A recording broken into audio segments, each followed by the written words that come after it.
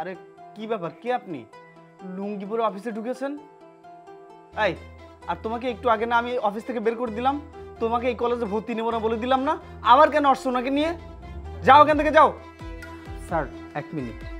Sir আমি একজন সাধারণ মানুষ। আমি কলেজের সামনে রাস্তা দিয়ে যাচ্ছিলাম, হঠাৎ দেখলাম এই মেয়েটা কলেজের গেটের সামনে বসে কান্না করতেছে। আমি ওকে জিজ্ঞাসা করলাম, কি ব্যাপার, কি হয়েছে তোমার, তুমি কাঁদতেছো কেন? মেয়েটা আমাকে বলতেছে ওকে নাকি কলেজে ভর্তি নিচ্ছেন না। স্যার কেন নেবেন না ওকে ভর্তি বলুন তো? ওর কি এই কলেজে পড়ার কোনো অনুমতি নেই বলুন? আরে আপনারা একটা জিনিস বুঝতে আসেন না কেন? এখানে যারা লেখাপড়া করে তারা সবাই এমপি, মন্ত্রী, মিনিস্টার ছেলে মেয়ে। এখানে একটা রুলস আছে, রুলস অনুযায়ী সবাইকে ভর্তি হতে হয়। আর এখানে ডোনেশন ছাড়া কাউকে ভর্তি নেওয়া হয় না। আর ওর পরিচয় জানেন আপনি? ও হচ্ছে একজন সুইপারের মেয়ে। স্যার আমার বাবা সুইপার, কিন্তু আমি তো আর সুইপার না। আর আমার বাবা সুইপার হয়েছে তো প্রবলেমটা কোথায়? আমি তো কোথাও প্রবলেম দেখতে পাচ্ছি না। আমার বাবা এত কষ্ট করে সুইপারের কাজ করে হলেও আমাকে পড়াশোনা করাচ্ছে, আমাকে প্রতিষ্ঠিত করবে। আর আমি চাই আমার বাবার ইচ্ছা পূরণ করতে, আমার বাবার স্বপ্ন পূরণ করতে।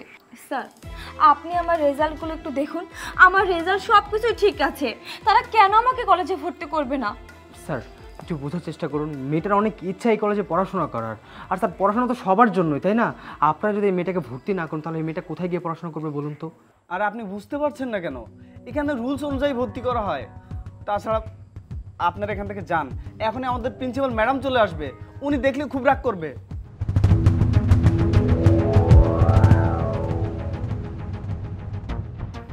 কি ব্যাপার বাশার সাহেব, এনারা কে? লুঙ্গি পরে আমাদের কলেজে ঢুকলো? কি করেন সারাদিন বসে বসে? এইসব লোকদের কিভাবে ঢুকতে দেন কলেজে? ম্যাডাম দেখুন, আমি ওনাকে অনেকবার বলেছি যে লুঙ্গি পরে আমাদের অফিসে ঢোকার কোনো রুলস নেই। উনি আমার কোনো কথাই শুনছেন না। আর এই মেয়েটাকে আমি একবার ভর্তি করা থেকে বের করে দিয়েছি, আবার এই লোকটাকে নিয়ে অফিসে চলে আসছে। আমি কতবার বললাম আপনার কথা, কিন্তু আমার কোনো কথাই শুনছে না, যাচ্ছে না, এখানে দাঁড়িয়েই আছে। কি ব্যাপার, আপনি কি? আপনি এই কলেজে কি করছেন? আর এই মেয়েটাকে নিয়ে এই কলেজে আসছেন কেন? আপনি কি জানেন এই কলেজে ভর্তি হতে গেলে কি কি যোগ্যতা লাগে? এই মেয়েটার কি সেই সব যোগ্যতা আছে এই কলেজে ভর্তি হওয়ার মতো? ম্যাডাম, একটা স্টুডেন্টের একটা ভালো কলেজে ভর্তি হওয়ার জন্য তার মেধা আর ভালো রেজাল্ট হলেই যথেষ্ট। আপনার বিশ্বাস না হলে আপনার মার্কশিট আর রেজাল্ট শিট আপনি চেক করে দেখতে পারবেন। আপনি ভুল জানেন, শুধু মেধাই হয় না, পাওয়ার লাগে। পাওয়ার কি পাওয়ার আছে?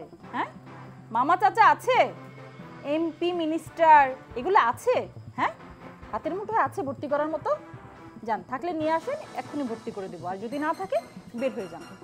ভালোভাবে বলছি, ভদ্রভাবে বলছি, বের হয়ে যান। ম্যাডাম এদেরকে না এইভাবে বললে হবে না, এদেরকে পুলিশে দিতে হবে। আপনি পুলিশকে কল করুন।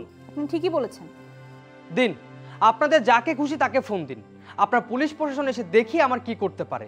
এই মেয়েটাকে যতক্ষণ পর্যন্ত আমি এই কলেজে ভর্তি না করতে পারবো ততক্ষণ পর্যন্ত আমি এখান থেকে যাব না। দিন, ফোন দিন। ট্রেড দেওয়া হচ্ছে, মাস্তানি করা হচ্ছে আমার কলেজে এসে। হ্যাঁ, মাস্তানি বের করছি।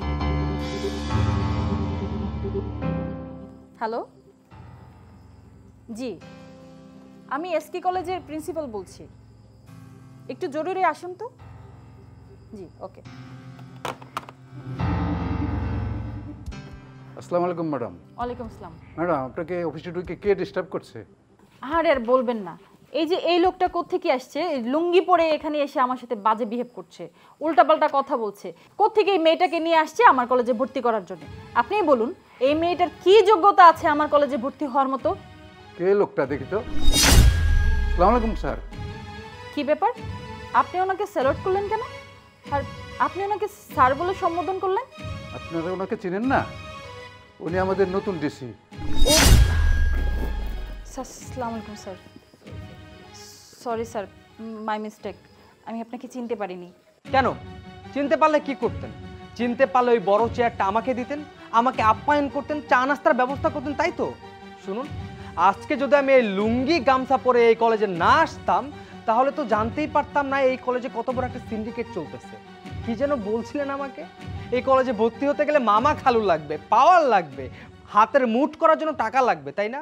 আচ্ছা, এই মেয়েটার কি দোষ? এই মেয়েটার এই কলেজে ভর্তি হওয়ার জন্য কোন যোগ্যতাটা নেই? ও, ওর বাবা গরিব, ওর বাবা সামান্য সুইপার, তার জন্য? শুনুন, শিক্ষা জাতির মেরুদণ্ড। স্টুডেন্টরা শিক্ষকদের কাছে আসে তাদের পড়াশোনা করার জন্য, তাদের কাছ থেকে জ্ঞান অর্জন করার জন্য।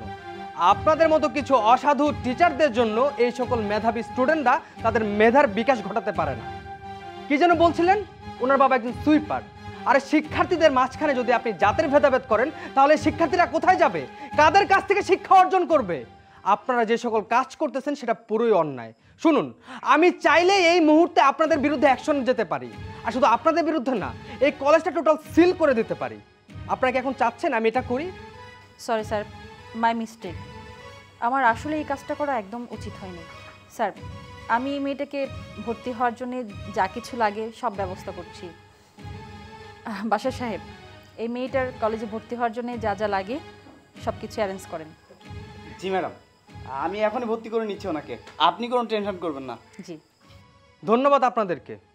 আশা করি আজকে এই মেয়েটার সাথে যা হয়েছে ভবিষ্যতে আর কোনো শিক্ষার্থীদের সাথে এই কাজটা করবেন না। আর বোন, তোমার ভর্তির সকল ব্যবস্থা আমি করে দিয়েছি।